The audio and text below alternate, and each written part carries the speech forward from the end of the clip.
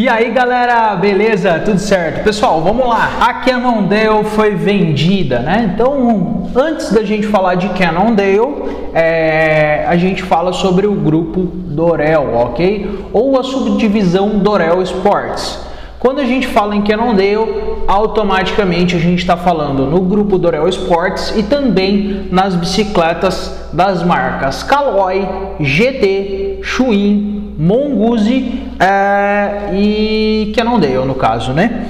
Então assim, foi vendida a Dorel Sports, né? Então o título do vídeo é Cannondale, mas para vocês assimilarem, ok? Então a Dorel Companhia Dorel, ela até eu vou deixar aqui algumas informações para vocês dos sites que eu peguei essas informações, ok? Então a Dorel é uma companhia canadense, ok? Então é uma empresa listada na bolsa e tudo mais, e ela trabalha basicamente em três ramos, ou trabalhava basicamente em três ramos.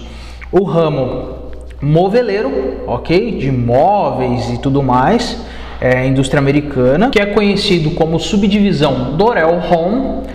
Para vocês terem uma ideia, as marcas, algumas marcas, né, mais conhecidas: Little Seats, Dorel Living, Ameriwood Home, Costco Home e Office e algumas outras marcas da subdivisão Dorel Home. Tem a linha Dorel Juvenil, né, que é a linha infantil, vamos falar assim, que tem as seguintes marcas. Se você já teve filho, algo assim, você talvez já tenha ouvido falar em várias marcas dessas: Maxi Cosi, Safety First, Costco, Teeny Love, Bebê Comfort, Infante e Queenie. Então, basicamente, se a gente for falar em marcas infantis, eles têm um monopólio, basicamente, né? Então, as principais marcas que a gente vê hoje em lojas de criança, desde carrinho e tudo mais, é pertencente ao grupo Dorel, ok? E a Dorel Sports, que era a terceira subdivisão deles, que tinha as marcas Cannondale, Mongoose, Schwinn, GT, Charge, Kid Tracks e Caloi, ok? O grupo Dorel acabou vendendo agora a sua subdivisão Sports. Então ele vendeu a Dorel Sports para PON Holdings, né? PON Holdings também é uma multinacional, uma empresa gigantesca, e já a gente chega na PON Holdings, ok? Então foi vendido e foi uma transação bilionária, né? Eu vou ler aqui uma matéria para vocês de um site, eu vou deixar até esse site, que é The Motley Fool. Na segunda-feira, hoje é quinta-feira, então segunda-feira, a PON anunciou a sua aquisição de 810 milhões de dólares americanos da Dorel Sports, que inclui marcas de bicicletas Cannondale, Schwinn, Mongoose e todos mais, né? Da atual proprietária canadense Dorel Industries.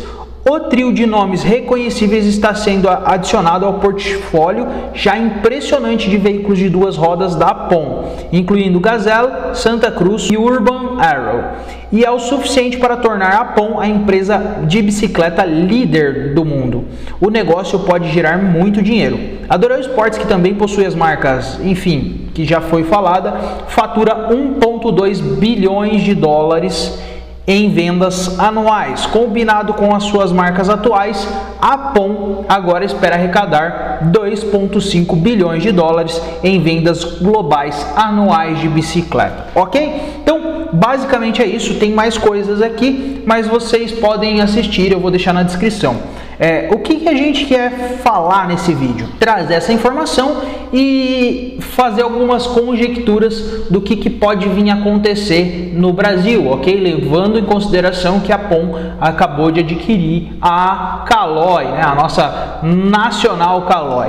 Enfim, vamos lá. Mas Herbert, 810 milhões de dólares, são 4,5 bi de reais. É grana pra caramba, e essa grana foi no cash, foi à vista. Tanto que em alguns sites que eu li, se eu não me engano foi da Bloomberg, algo assim, eles vão utilizar essa grana para pagar capital de acionistas, para pagar várias coisas de algumas dívidas que a Dorel tem, e o restante eles vão investir no que eles já têm no portfólio, tanto infantil quanto no portfólio moveleiro, ok? Então vamos lá, vamos falar um pouco mais da Pon Holdings, né?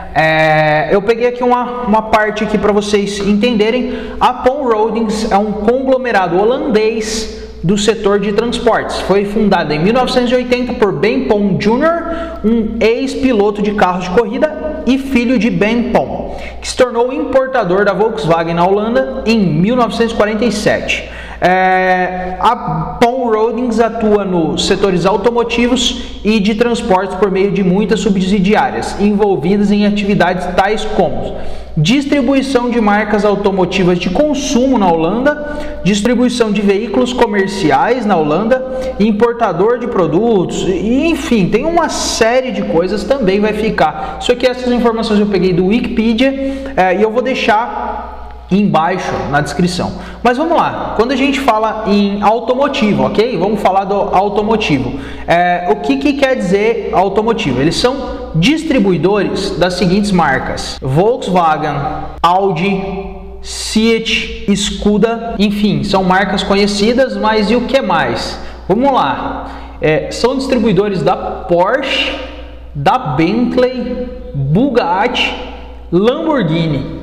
Então os caras realmente têm um potencial gigantesco. E quando a gente fala em marcas de bicicletas, eles agregaram a marcas que já são extremamente conhecidas no mercado. Quais são marcas que pertencem a eles? A Cervelo, a Focus, a Santa Cruz, Derby Cycle, Juliana, e também são donos da Mike's Bikes. Para quem não sabe, Mike's Bikes, eu tive a oportunidade de conhecer uma das lojas.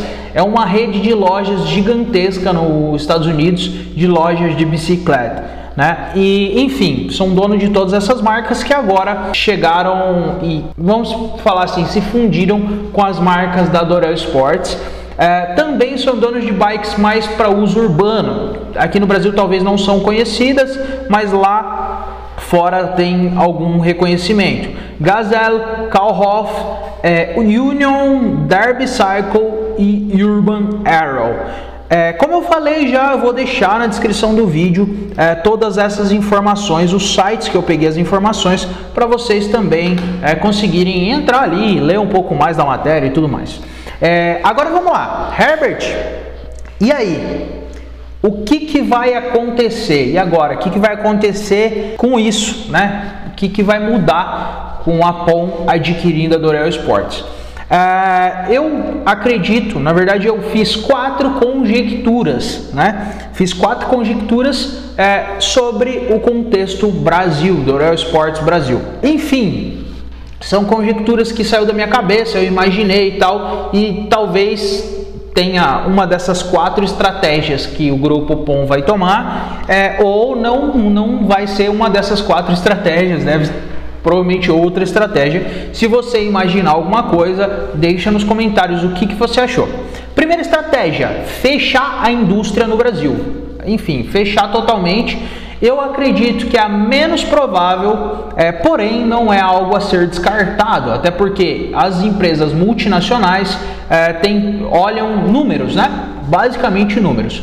E os números, né, o retorno financeiro, ele tem que ser relevante frente ao risco. Ou seja, se você está correndo muito risco, você tem que ter bastante retorno financeiro, né? E isso é algo muito comum de enxergar no capital aberto, nas empresas de capital aberto e ações e tudo mais. E quando você corre um risco alto, você tem que ter um retorno alto. E o Brasil, né, ele tem um risco muito alto. O risco Brasil, toda a instabilidade política, a questão da moeda, enfim, tem vários riscos para uma empresa lá de fora investir uma grana aqui no Brasil, ok? Então, pode ser que ela simplesmente fala, não, esse risco que o Brasil oferece, todos os empecilhos que tem dentro do Brasil, não vale a pena para mim. Eu acredito que é pouco provável essa estratégia, até porque eles já têm uma equipe brasileira rodando aqui dentro. Então tem CEO, tem tudo mais, e é uma estrutura que já anda por si só, ok? Então essa estrutura, como ela já anda sozinha, talvez seja a estratégia menos provável que eles fechem, né? A segunda estratégia é manter a indústria do jeito que está. Ou seja, ó, a galera do Brasil tem feito um bom trabalho com as marcas que eles já têm lá, com a Cannondale, com a Caloi e tudo mais, e vamos deixar dessa forma, porque em time que está ganhando não se mexe, né? Então não muda absolutamente nada. Talvez estratégia, talvez política de empresa, talvez, enfim, alguns pontos, algo pontual, vamos falar assim, mas nada que realmente vá fazer uma diferença gigantesca nas nossas vidas, ok? A terceira estratégia é eles utilizarem toda essa estrutura que já existe aqui no Brasil, a estrutura Caloi, fábricas em Manaus e tudo mais, para trazer as demais marcas aqui para o Brasil. A Cervelo, a Focus, a Santa Cruz, enfim, trazer essas marcas para o nosso mercado, né? E com isso aumentar o market share no mercado brasileiro, né? Aumentar o ganho de mercado e abraçar uma fatia maior.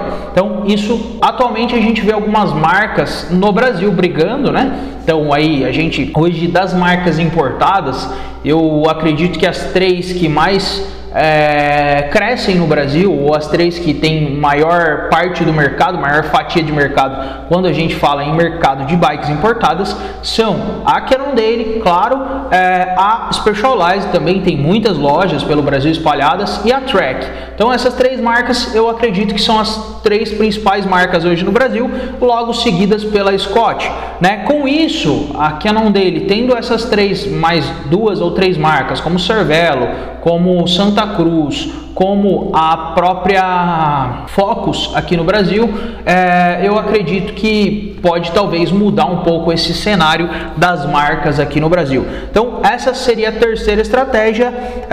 Não sei se é viável para eles, não sei se isso vai acontecer, mas enfim, é a minha estratégia mais torcida, né? É a que eu gostaria que acontecesse.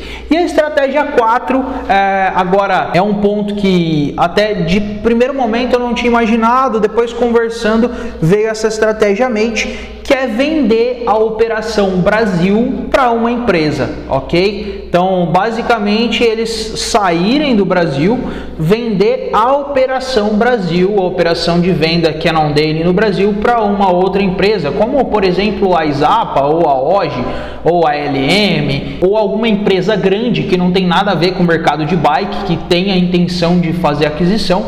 Por quê? Porque é uma estrutura, é uma operação que está rodando, está legal, tem uma venda interessante, só que eles acabam simplesmente saindo da operação e ficando só com a venda do produto. E dessa forma eles vão colher os lucros, que é o lucro lá de fora aqui para dentro, né? A venda de todas as marcas deles aqui dentro do nosso mercado, mas sem o risco do capital interno, né? Da grana, o risco Brasil, né? Talvez essa, na minha opinião, seja a estratégia talvez até mais provável que eles possam fazer, pensando em minimizar riscos. Então, entre fechar no Brasil e vender a operação Brasil, eu acredito que a mais provável seja vender a operação Brasil, mas manter rodando e só abastecer o mercado interno através dessa subsidiária, dessa empresa, desse importador, ok? Herbert, e aí? Não sei. A gente vai ter que aguardar para ver. Quando? No primeiro trimestre de 2022, através de algumas matérias que eu li, é para finalizar o M&A, que é a compra realmente da Dorel Sports. E, enfim, botar todos os pingos nos is, assinar contrato e tudo mais, provavelmente vai finalizar no primeiro trimestre de 2022, ok? se vai ter ou não alguma mudança no Brasil, provavelmente só para o final ou o último trimestre de 2022. Finalizando a compra, primeiro trimestre, segundo e terceiro, eles vão ali fazer toda a transição da empresa e tudo mais, diretorias e tudo mais, e no último trimestre, essa questão do talvez alguma mudança no último trimestre de 2022 ou para o início de 2023, ok? Então não é algo que vai acontecer agora, não adianta ficar esperando, nossa, vou comprar uma Santa Cruz, até porque existem várias estratégias, né? Então essas 4 estratégias eu acredito que são válidas e ainda existem mais estratégias, né? Essas foram as 4 que eu consegui imaginar, mas diz aí, qual que é a sua opinião sobre o assunto? O que você acha que vai acontecer? Dentre essas 4 estratégias, qual que você acha mais provável? Ok? Valeu, espero que você tenha gostado desse vídeo. Não se esqueça de se inscrever no canal, deixar o like. Valeu, fique com Deus e até mais!